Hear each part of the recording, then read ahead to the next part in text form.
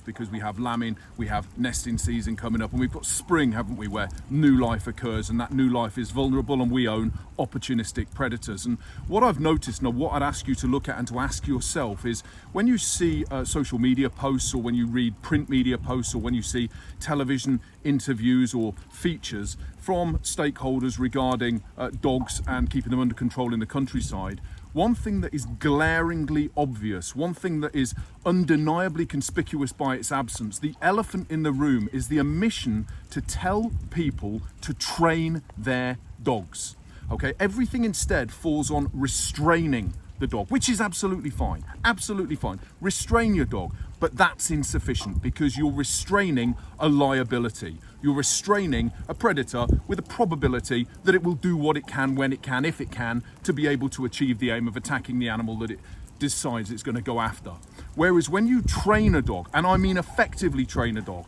where you don't train a dog according to some form of ideology or some code of practice that is enforceable or forcible by expulsion from some sort of training group, when you train a dog because the reason that you're training the dog is you want to keep that dog absolutely safe, and you want to keep other animals absolutely safe, and you recognize your moral, your legal and your social requirements, your expectations placed upon you to do that, when you train a dog like that, when you're not afraid to say to the dog no, when you're not afraid to have the dog experience something in the environment that he thought, bloody hell, I didn't like that very much, I won't repeat that behavior that caused that to happen. When you're not afraid of that because you recognize, you acknowledge and you accept that that is in the best interests of all animals and the people who own and control those animals, then that is responsible dog ownership. Then you stick a lead on it when you know that you're in locations where those animals are likely to be present. But the absence of, the omission of telling people to actually train their dogs, to rigorously and meaningfully